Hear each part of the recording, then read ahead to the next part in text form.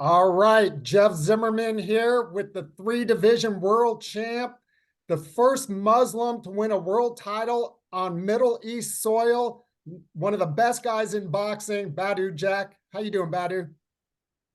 I'm great. Thank you. How are you? I'm good, man. And you just told me, and I forgot, you're actually in Dubai right now. You moved there a couple years ago. But talk about Yeah, yeah. moving to Dubai. What was the reason? I actually lived there in 2019 for a couple of months, and then we moved back to Vegas. But I've been going back and forth since 2017. So, yeah, this is the place to be. It's safe. It's it's a Muslim country. It almost this region taking over in boxing too. So, yeah, we love it out here, and yes, mostly for the families. Yeah. Right, right. And we're going to talk about the takeover here in a few minutes, but I think the last time I talked to you, you were like in a palace in a lobby out there getting ready for the fight with Rivera and won that fight, a tough fight for you, but then you came back and captured the Cruiserweight championship against Macaboo. Talk Yeah. about that experience and winning that third title. Yeah, I felt great after all the, you know, I'm not gonna say the robberies, but bad luck and yeah, it took some time since the last title run. So yeah, we finally got it, and we're gonna keep going. Yeah, you're gonna keep going, man. 40 years old. Um, I read a quote where you said, you feel better than ever. You feel just just in it today, right? In the boxing, in boxing, what keeps driving you at 40 and with all the success you've had? It's all about the how you take care of your body too, and I had pretty good defense too. Even though I had a lot of tough fights, I feel like I don't have that much mileage on me, and I only have 32 fights. But my new trainer, Jonathan Banks, he's not a new trainer now. It's been almost 4 years, but yeah, he's great for me. And yeah, the last fight, everything we've been working on, the some of the fights before, some of them have been on a low level. The fight before Macabo, that's an awkward guy. Little things happen in training camp and stuff. No excuses, but we finally got it together in the last fight, and yeah, I can't wait for the next fight. Have you ever had a stoppage, so dramatic, 12th round? I mean, world title fight, I mean, what was that like, especially doing it in Saudi? It was amazing feeling after all the. I had a couple of those like Donnie Stevenson. I almost stopped him in the last round. James DeGale, Pascal, all of them went down and it was almost out. So now that I don't have to cut that much weight anymore, I feel like I'm more powerful. I have that extra energy, and especially sitting down on my punches more and the punching power technique that Banks is teaching me is really working out good. And obviously Banks is a full former heavyweight himself. I think Yeah, cruiserweight too, if I'm not mistaken, but he fought heavyweight, yeah, disciple of the late great Emmanuel Stewart. Um, right. what does he bring to the table that maybe you didn't get earlier in your career? Like I said, punching power is like the small stuff technique, how you be able to punch harder, the rhythm, that crunk style. It really fit my style. Just perfecting the basics. My basics is already good, but yeah, his style is perfect. I tried a bunch of trainers. I tried Derek James, tried a couple of guys, right, but I like them a lot. But Banks, to me, was the best fit He's your for guy. my style. Yeah, Yeah. yeah. And did I read this correctly, Badu? I mean, obviously you captured a cruiserweight title, but now you may even take a run at heavyweight. Yeah, I mean, the it looks like we are gonna fight for the bridgerweight title next, and yeah, that's heavyweight. There's 25 pounds more than cruiserweight, so yeah, it's just a little bit small, not the biggest heavyweights, but yeah. Okay, so we're not going to see you in with Deontay Wilder or Anthony Joshua or any of those guys anytime soon. I would say never, but I don't think so. Well, let's talk about Fury Usyk. They were Yeah, obviously supposed to fight in Saudi this month. yeah, You know better than anybody about sustaining a cut, although yours happened during a yeah, fight against Marcus Brown, one of the most brutal right, cuts I think anybody's seen. Fury just got a cut in sparring, I guess from an elbow. yeah. Those cuts don't heal that quickly, do they? And what do you think that does to the fight itself? I didn't really see the cut, so I don't know how bad it is. But he had a bad cut before. I know that. I've never been cut in a sparring or ever. So other than that one, so it was a headbutt. But even after 1 month, the doctor cleared me to fight, even with that bad cut. So I'm not sure, to be honest. But during the under the eye is probably worse. Hmm. So yeah, yeah, So 1 month from the cut that you sustained, you were cleared to get back in the ring. yeah, something like that. Maybe like 5 6 weeks, something like that. Yeah, not that long after the fight. Wow. How many Uh, stitches did that take? I think around 100, something like that. It was 3 layers stitches. So Gruesome. It was gruesome. I yeah, remember it. I remember it vividly.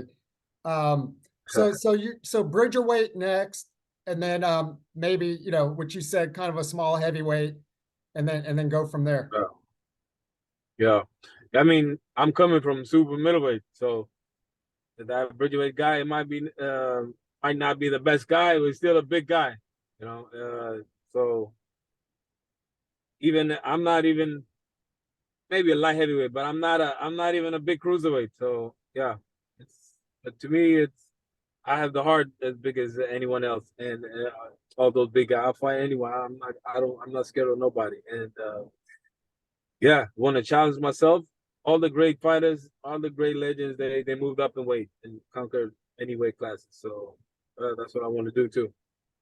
Yeah, and someone that did it at the highest level, Roy Jones, obviously went, Yeah. I think from middleweight all the way up to heavyweight. Have you talked Right. to him about it at all? Do you guys talk?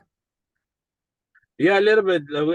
I did like a training session with him here in Dubai. I think 2 years ago, a year and a half ago, before the Macabo fight, and he told me, yeah, you're gonna stop him.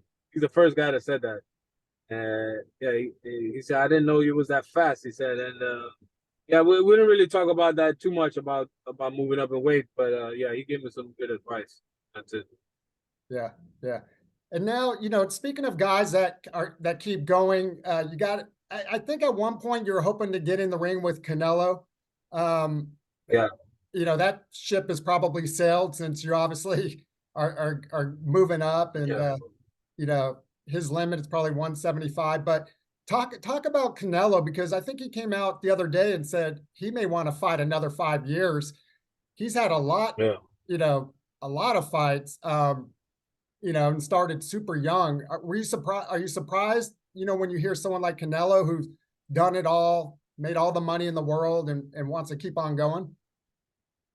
Yeah, I mean, he loves boxing, I guess. So, I mean, we were supposed to fight, but yeah, for my cruiserweight title and 200 pounds, and they wanted me to fight 180 pounds, and can't be more than 5 to 10 pounds more the next day, and I was already 220 or something, so I got to cut all the way to that. So I said, nah, I'm not gonna make it, and I'm not desperate for money like that. I could fight another big fight in Saudi or whatever. So I'm not just doing it for money. I don't want to. I'm gonna be like a crackhead. I'm gonna be weak. So yeah, I can't lose all that weight, especially since I'm the champion. I know he's the A side. He's the main. He's the money. He's the cash cow. But still, we couldn't make that weight. And hey, yeah, basically he didn't want to do it. So it's okay. But yeah, he's still a legend. And I hope I want to see as a fan. I want to see him in Benavides fight. Yeah, I think everybody wants to see that fight, and let's talk about it. Yeah. How do you see that fight playing out if they get in the ring in the next, let's say, year or so? I mean, Canelo has the experience and he's a great fighter, so you can't overlook him. But I think there's a reason why he kind of ducking him a little bit, not ducking him, but avoiding him. Yeah, I like Benavides. He's a beast. But at the same time, maybe Canelo beat him easy. You never know. But I will favor Benavides in that fight, just because his size, his volume, and his youth, basically. Yeah, yeah. Does it go the distance though, do you think? Yeah, probably, but it's probably gonna be a tough fight for Canelo, I think. But you never know. It could be the other way around. Yeah. What about a guy like Crawford, who's now considered by most #1 pound for pound, best fighter in the world? What I mean, he now wants to take on Canelo, and move up like you've been doing, like Uh, Canelo's been doing. How do you see a fight with Crawford and Canelo? Hands down, he's the best fighter in the world. But I'm not sure if that's too much weight difference or not. But if they were the same size, yeah, I would say easy work for Crawford, kind of like what Floyd did to him. But since he's so much bigger and stronger, it'll be a good fight. So not sure if 168 is good for him or not, but he's a legend, and he love to watch him fight. I love to watch both of them fight. Canelo's a legend too, so yeah, Yeah, a good yeah, fight. no doubt. And you mentioned earlier Saudi Arabia taking over boxing. You've been kind of part of that renaissance, or that, from the beginning, with your ties to Yeah. the region and all that. Talk about what they're doing. I know Amir, your manager, is heavily involved. Talk about what they're doing over there, and are they really looking to kind of take over boxing and make it the new Mecca? Yeah, Mecca is already there, so they don't have to take Yeah, it over. right, But right. no, but yeah, they already took over boxing basically. All the big fights is happening there, and yeah, I want to thank the kingdom for what they're doing. Is amazing for the sport, and also a lot of people in travel and watch the fights. So yeah, I'm excited to be part of it. I have my last two fights over there, and hopefully my last couple of fights will be there too. So yeah, I love it. Yeah, so they're It's in. no the other side of the street, no network, no promoter. Everybody's working together just to get the biggest fight, and that's what's been the problem the last couple of years. So they have the money for it, and they want to just get the best fight, basically. Yeah, yeah, which is great for boxing, obviously. How many more fights do you see for yourself, Badou? I mean, 40 years old, again, three weight division world champ.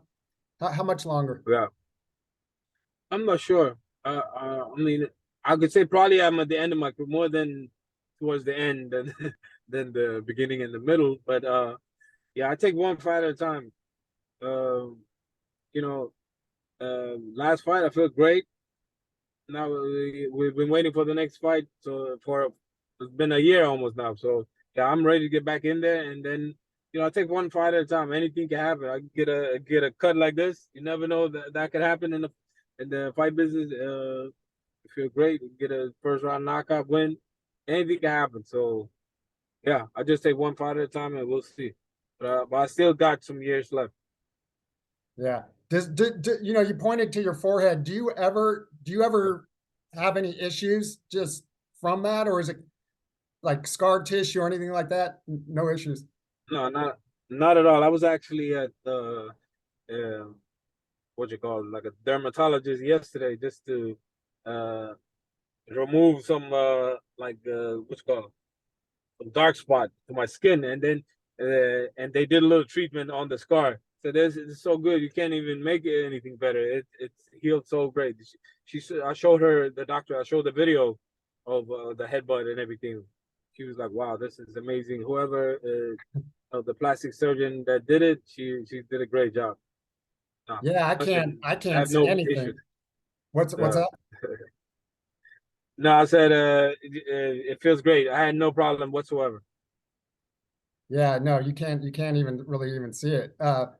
What about who's next for you, Badu? Do you have someone lined up? Is there an announcement intimate imminent?